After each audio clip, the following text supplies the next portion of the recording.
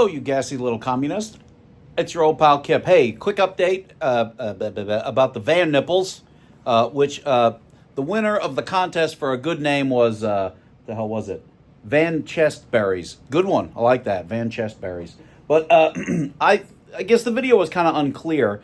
You do not have to remove those two bolts. Those two bolts stay there. The nipples just cover on top of the bolts and keep the water out. They do not replace the bolts. I guess I didn't make that clear, but, you know. Okay, so anyway, that whole nipple thing went well.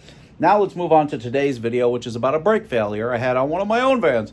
And this isn't information that's really going to do you necessarily much good, but we're here to learn, and I'm here to teach. Let's see some brake porn. Ooh. All right, here, okay, here's the old caliper off, and you can see what happened. What actually happened was the brake pad... I don't actually know. This is one of my vans, but I think there's probably 350,000 miles on this. I think that, or if it's original, there's 550,000 miles on it. But what happened was the pad collapsed or fell apart or otherwise disintegrated. I found pieces of it behind the rotor. And so with no pad there, the piston itself was pushing on the rotor, and that ground the piston down, and then it leaked and it puked all its brake fluid, and the driver rolled through an intersection, but luckily was able to make it to a Sam's Club parking lot, and then I went and towed it. But you can see what happened there. The piston was pushing directly on the rotor, and because there was no pad, and like so. So what you got there is, in this particular case, that's a rear brake, is the, what did I replace? The rotor, the caliper, and the pads. And that fixed the problem. And then bled it, and that fixed the problem. By the way, fun little fact about brakes, they are sided, meaning they're, you gotta buy them for right or left side, because of the location of the bleeder screw. See the bleeder screw there? If your, how can I express this?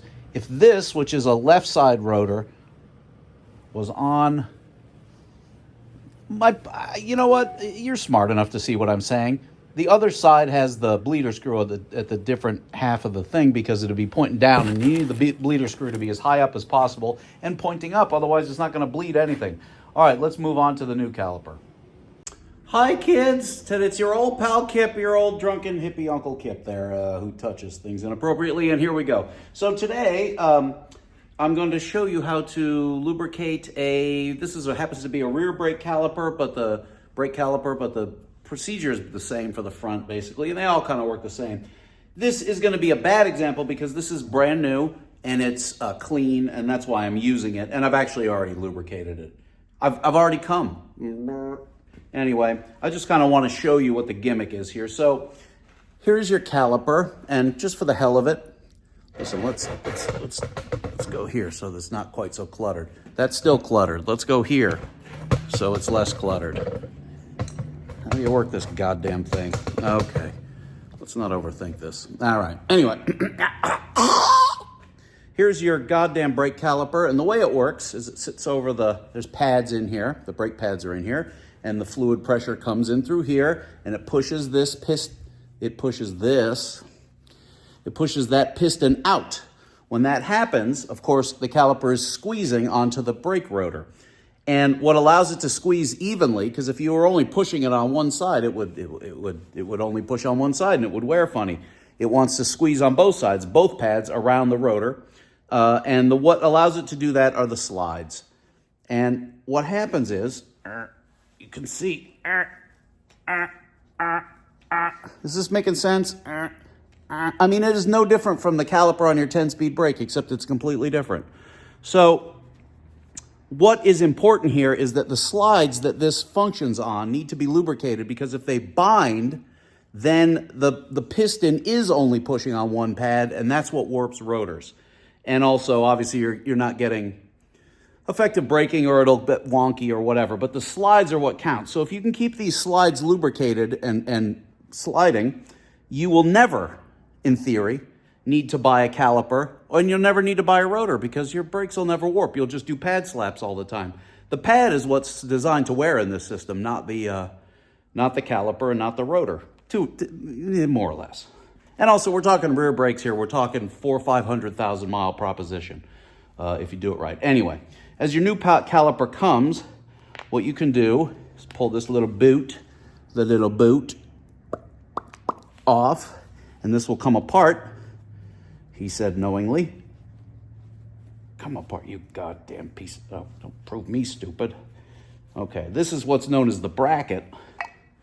Bracket, caliper. And you can see the slides. Now I've put this purple stuff on here. I'm gonna put some more in there. But if you just shoot any kind of goo down in there, any kind of grease, you can see they come pre-greased with whatever that funky orange stuff is. But the idea is to keep water out and keep this sliding freely. The crap you'll use is... Where the hell did I put the crap? Where's the crap? Bring on the crap. I expect to make a crap-tastic video if you don't have the crap. All right, this is the crap.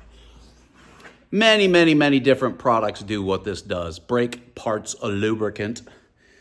And of course, you know, you could use bacon grease. You could use almost anything. Comes like that. All I'm going to do is... You know, once you get a little older, sometimes this doesn't happen naturally and you need to use a product. I suppose you could use this lubricant as a marital aid. You'd smell like a shop. Maybe that's your bag. I'm kind of into it. Look, I'm not ready to say no to anything. Oh, okay. And there's actually kits you can buy. Carlson makes them. It's a brake hardware kit, and it comes with new rubber boots, and it comes with pins. There's a thing called a pin kit where you can repin old calipers. These calipers, which I bought from AutoZone because that's the kind of idiot I am, are just rebuilt stock calipers. They've been obviously sandblasted and rattle canned silver, so who gives a shit? Anyway, look, we're here to learn, right? So I'm just going to put this back together, and who's your daddy? Who's your goddamn... Who loves you? Anyway, so I'm going to reseat the boot here. That's important because it keeps the water out. Like so. And now we have a well-lubricated caliper. Now, of course, the caliper, when they come, has lube in it, and I'm just adding to the fun. But I can feel that that's pretty groovy. And, of course, you will need to get it pretty close to fully extended. Not so it falls apart or anything, but... because that's about fully extended, because when you're putting this thing together, you're putting it together with brand new pads that are as thick as they're going to be. The piston is all the way retracted, but if you were replacing the pads, the piston would be out, and you have to use a tool or a C-clamp to push the piston back in its bore, and then so on. Anyway, so now I'm going to go install this. But I feel like we've learned something. Well, I feel like you've learned something. I'm not responsible. All right. Is there anything else to say? Fuck no. Carry on. Love you. Bye. Oh, okay, you freak. That was today's video. Not that exciting, and anybody who's done brakes before didn't really learn anything, and I didn't really learn anything, but you may have learned something. Sometimes it's just fun to see this crap, and you'll be happy to learn that the braking system in the Promaster is no different than a braking system from 1975 or 2005 or probably 2075 when you get right down to it.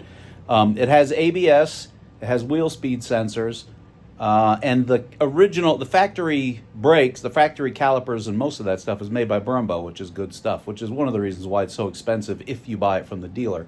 But it is a very, very solid braking system, and I don't think I've ever really heard anybody have a serious complaint about being under-braked in the Promaster. They do well, and they're durable, and there's nothing fancy about them, and replacement parts are available and cheap, and it's just not a big thing. If you were to learn about complexity and pricing of something like a German braking system, oh my God. Oh, I guess I could close out with one thing about the braking system. The pads have a wear sensor built into them, which is just a little wire that once the pad wears low enough, the wire breaks and that lights the light. I have actually never once seen that work correctly. I have never seen it work as designed. It's there, but it doesn't work.